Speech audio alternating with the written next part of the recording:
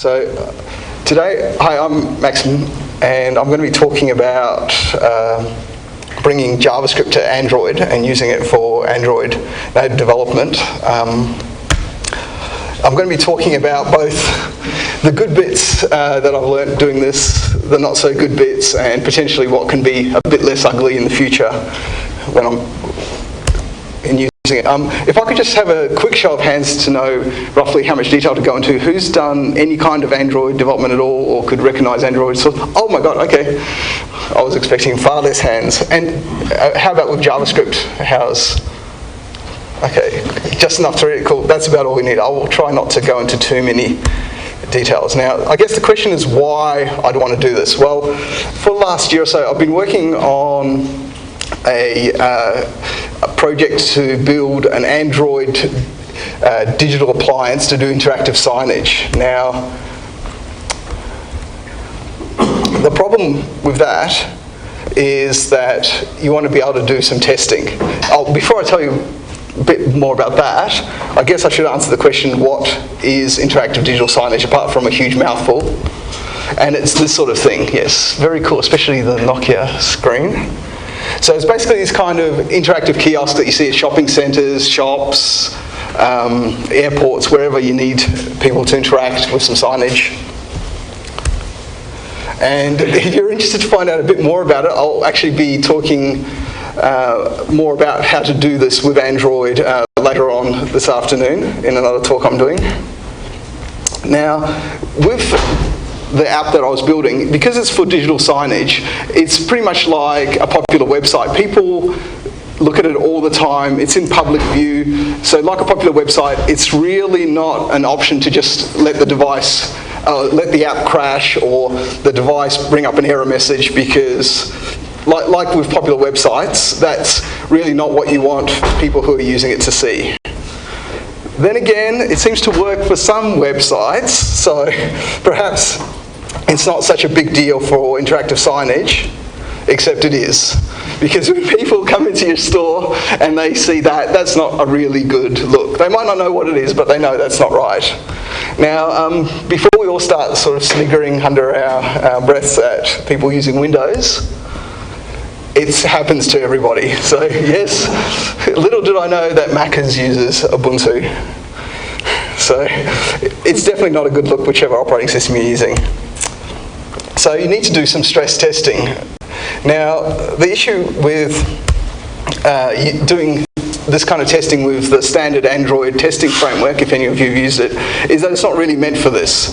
The framework's built to do unit testing, integration testing, making sure your app works well with other apps or the system components. It's not really built to do long-running stress tests, the kind that will expose issues like a slow memory leak or something that goes wrong after the app's been running for a few hours or even a few days.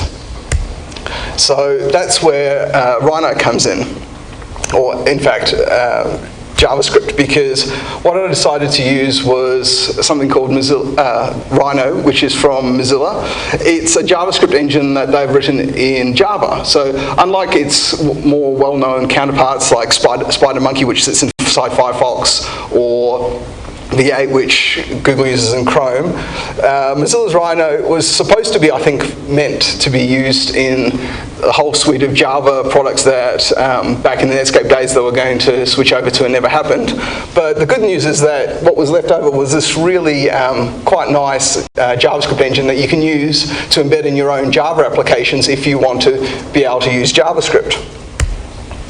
Now, what really got me thinking about this was when I needed this around, I think it was April or so last year, I'd seen earlier in the year this tweet by Hans Wolfner, who's one of the maintainers these days of Rhino, and he's also previously written a server-side JavaScript framework way before Node ever burst onto the scene and became popular, that I'd used for quite a while and I really like. So this gave me a bit of confidence that trying this out in project, even though it was not for a production application, it was for testing a production application, would actually work out. Now, before I go into actually showing you quickly how JavaScript works with Android. I should actually give you, just for those who don't have much of a background in Android, but I'm glad to see quite a few do, I'll give you a quick basic intro to Android app development in about 60 seconds, so I'm going to talk really quickly. So basically, Android is a framework, not a library. So what that means is they follow the Hollywood principle. You don't get to call, well, you don't call out primarily to the operating system's libraries. The operating system calls you. You define functions or methods, if you like, which the operating system will call at specific times.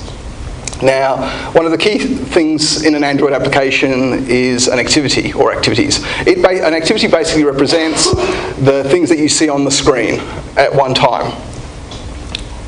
And activities, because this is a framework, they have a particular life cycle. A life cycle means at specific points in time, your code will get called by the operating system. So when the user launches your application, that's a particular point where stuff can happen. When they leave it to go to another application or actually another activity, another method will get called, that sort of thing. So yeah, activities have a very specific life cycle where your code runs at very specific points in time. Services are basically what you want if you need things to keep running, because of the life cycle of activities, when your activity leaves the screen, it stops running. If you want things to keep running in the background, this is what services are for. They don't have typically any kind of user interface to interact with the user. What they do is things in the background. So if you're used to Unix system daemons, that's a kind of an analog. They do things in the background, and they actually have to take special, they have to use special means to communicate with the activity that's running in the foreground, or to notify the user through other methods like notifications. Again, services have a life cycle of their own as well. Now, intents are really like, you can think of them as a message bus, but they're really what makes Android Android. They are the heart of Android. So intents are a messaging system or process communication system that lets the different components on an Android device communicate with each other, and they're also used to pass control from one component to another.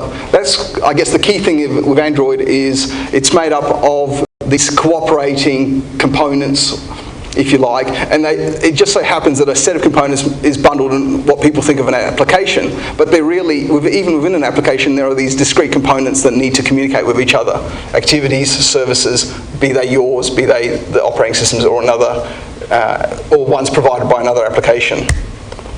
Now, the thing to know about intents is essentially they're a message which has an action and some data associated with it. They're a little bit structured in the fact that there's these specific fields, if you like. So an intent has an action field, has a data field, has extra data fields, but they're really only strings in the end. So there's, say, an action. There can be an action for viewing something or for editing, and these are just basically standard actions, if you like, that are predefined by the Android SDK. There are others that you can just basically define whatever you like, because in the end they're just a string which is supposed to follow a particular namespacing convention to differentiate it, because they need to be unique on a particular device. And when you want to, basically the flip side of that is when you want to know when an event's been fired by some other component, you essentially register to receive these intents using filters, which are like a prerequisite that needs to be matched for an intent to be delivered to your activity or service. So say you might want to register, might want to know any time the user tries to open a URL that goes to the LCA website. You can basically, your app can then say, I want to receive intents which have a MIME type of a URL, and they match this particular pattern, lca.org, whatever, and then your activity, for instance, or service will get woken up and notified that this intent has been launched somehow, and then you can deal with it in whichever way you want to. So for instance, you might want to bring up a notification saying, hey, there's a new schedule on the LCA website or something. And that's it. So that's a really, really quick, rushed overview, hopefully enough to give you an understanding of the concepts in Android, so that when I show you some code, you'll have a better understanding of what it does. So onto the code.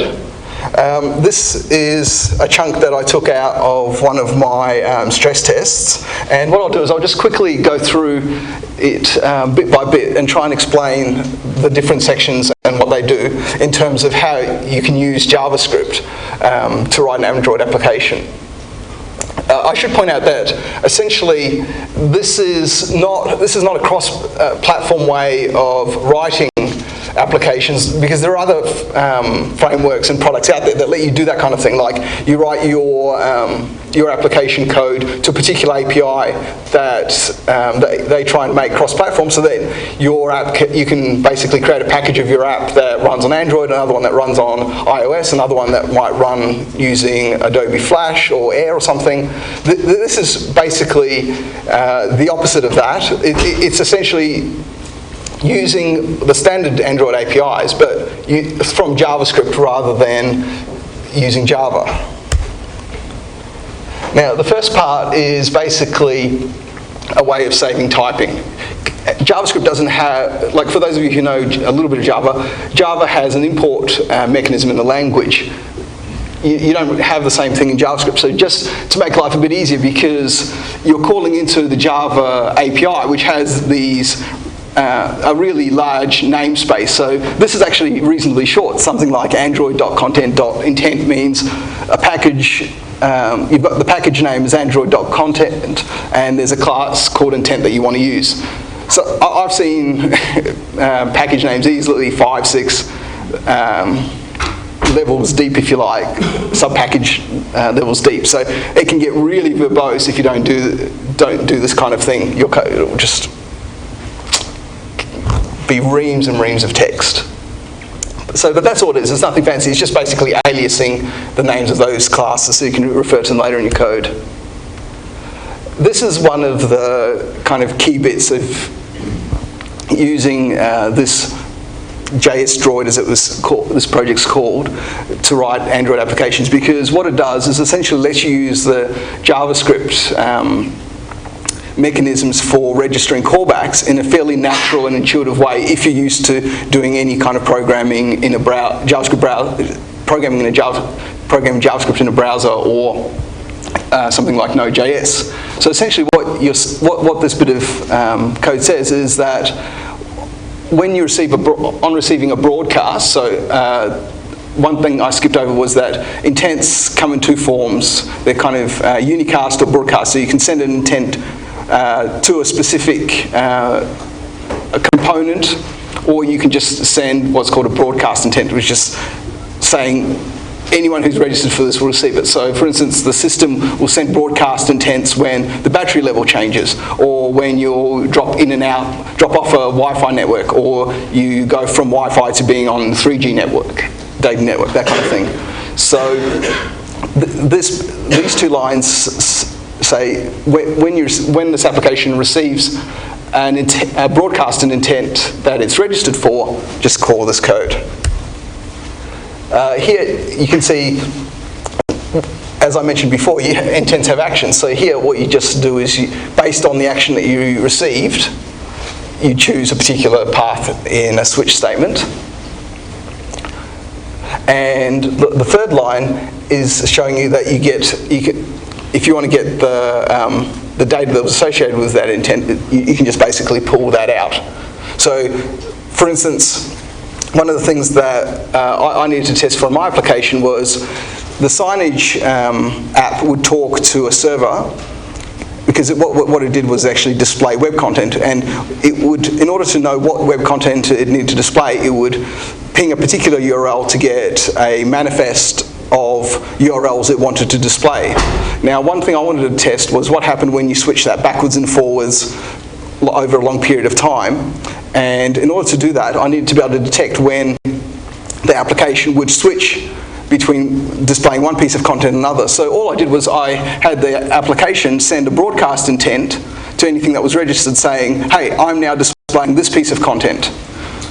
Now, I needed to do it for this testing, but actually turned out to be quite handy because I could then create another application or component, if you like, that just sat there and listened to these. So then, because a lot of these signage networks need to do things like keep track of how many times or for how long particular content was played. So, for instance, for things like billing. So, if it's an advertiser, they want to know their ad was shown X many times an hour for this many hours. That's really easy to then add on to the application because the broadcast intent essentially flags that every time different piece of content, so different URLs being displayed by the sign. Any application that's installed on the device that was registered to receive these intents would be notified.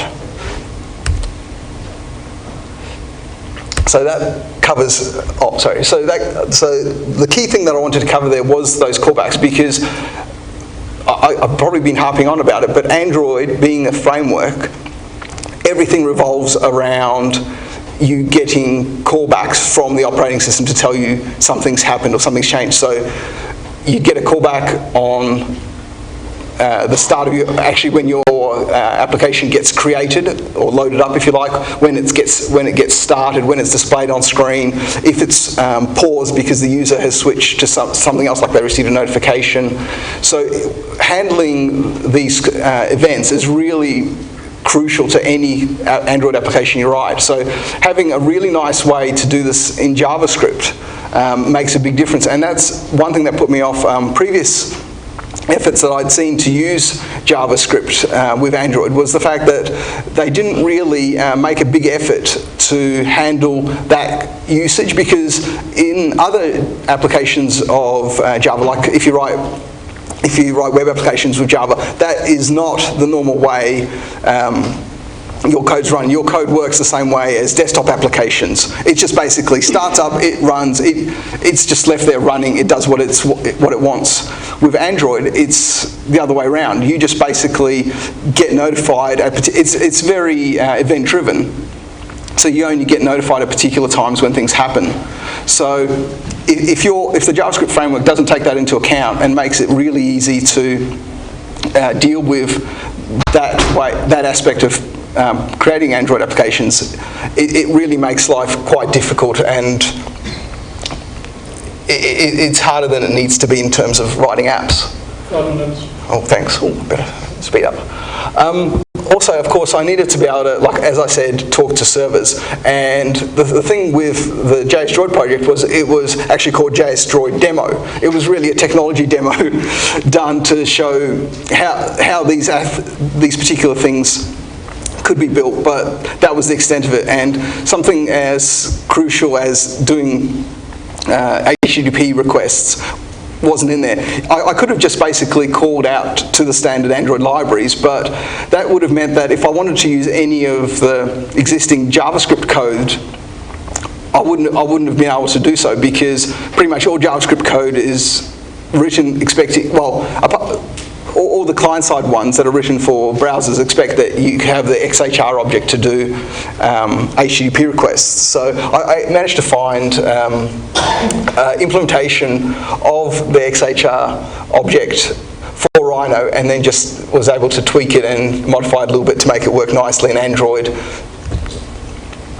And it meant that if I wanted to, I could just use existing bits of front-end JavaScript code that use that API, and I didn't have to modify any of them. Now,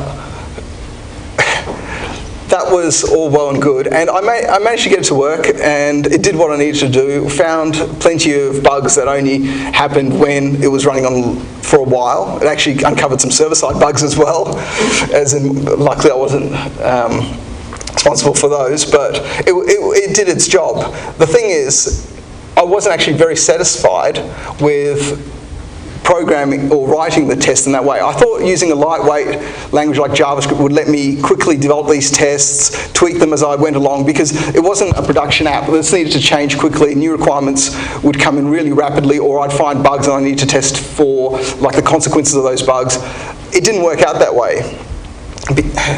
First off, I was still doing the development off the device, just like I would if I was writing the program in Java.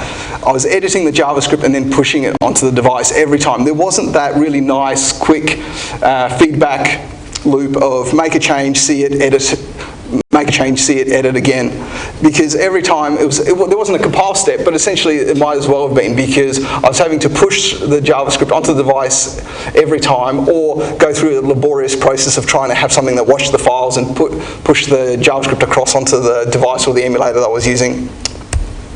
The other problem was poor tooling. Now, a lot of people give Java heaps of flack, but using it for Android development is actually not so bad, I found, because the tooling support is really good. Navigating through the code is actually really nice. You get auto-completion support. You get inline documentation for all the API help that's in an API like the Android SDK. So not having that in JavaScript made it really actually quite painful, I realised, when I switched over to do development of even these straightforward tests, because basically even picking up on things like incorrect spelling of classes and things, which is just a really basic thing that the Java environment or even the compiler will give you, didn't happen when I was writing the scripts in JavaScript. Okay, so basically what happened was I discovered this, but someone else, a guy called Tim Bray, who's now at Google, had come across this very same thing and written a blog post about it, and he basically thought that the reason why you'd want to or not want to use a dynamic language versus a static language is the size of the API you're dealing with. And believe me, anyone who's dealt with Android and a bunch of other third-party libraries knows it's absolutely gigantic. So what I thought about was what kind of things would need to be done to actually make this kind of development better. On-device development seemed to be key, but I didn't know whether it was actually even possible, and I had a lot of other work to do. So basically mid last year I set this aside, and I only came back to it late last year, when I started thinking about what would it take to actually be able to do serious development on one of these small devices. Now the problem's actually, like I said, solved on desktops. You have these IDEs, but that's Eclipse, is not going to work on something that's 10-inch or even 4-inch. Like, you don't have a 42-inch monitor, but a lot of people have two, say, 24-inch monitors or something side by side, and that development is really nice. For a big IDE like that, it's not going to work on a small device. So apart from better tools, we need better IDEs. Better tooling for small devices rather than IDEs. So I ended up actually coming across a project from, I think it's a South Australian developer on iOS, to develop apps on Lua on iOS, as it were. And he's actually solved, or at least attempted to solve, a lot of these issues in his environment, because he'd have specialized editing tools which made use of the touch screen to be able to, for instance, select images or colors or fonts, inline help, and quick previews, so you get that nice rapid feedback cycle while you're developing on the device. And so this is where I've started a new project, which is essentially not a fork of JSDroid, but just basically trying to actually make it into a workable product rather than just a demo, to try and actually have a serious development environment using JavaScript on a device that's 10-inch or even 4-inch. Now, I've got it basically at a demo stage, as it were, at the moment. It's up on GitHub if anyone wants to help out. There's still a lot of things to do. The main thing I want to explore is actually what it would take to have a really nice, competent development environment on a device which you normally don't have a keyboard for, or you don't want to use a keyboard for very much, where you actually exploit the fact that it is a multi-touch device with a potentially high-resolution screen. This is some of the aspects actually that Bidal talked about this morning, and where I actually don't quite agree with him, is that I think these devices are the future for everyone except potentially niche audiences, which unfortunately for this audience I think we were pretty much all the niche for clamshell or desktop general purpose computing devices. For the majority of people, these new touchscreen tablets or phones are going to be the computer devices, and it would actually be really nice if there was a proper development environment for them, not just for them to be just consumer devices focused specifically at consuming media or using games and applications. And I will finish there because I think I'm out of time. Yeah, about 3 minutes. Does anybody have any questions, or do we want to have a discussion, say, during lunch? Because we're just going to get through several maps before lunch. Yeah, I was just wondering if you are familiar with the AID Android Java IDE, which runs on Android tablets and stuff, and there's a full kind of Android Java IDE. Yeah.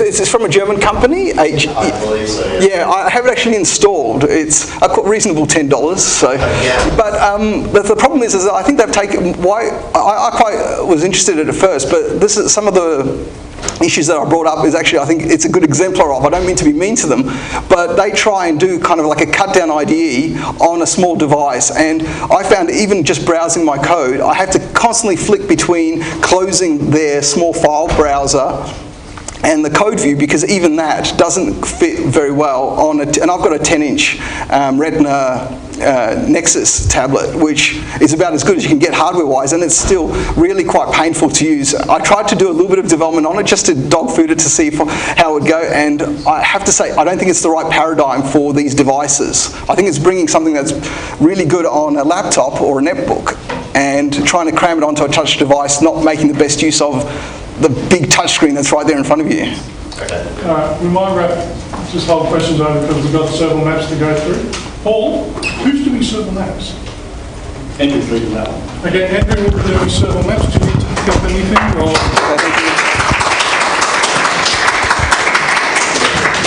Thank you, Matt.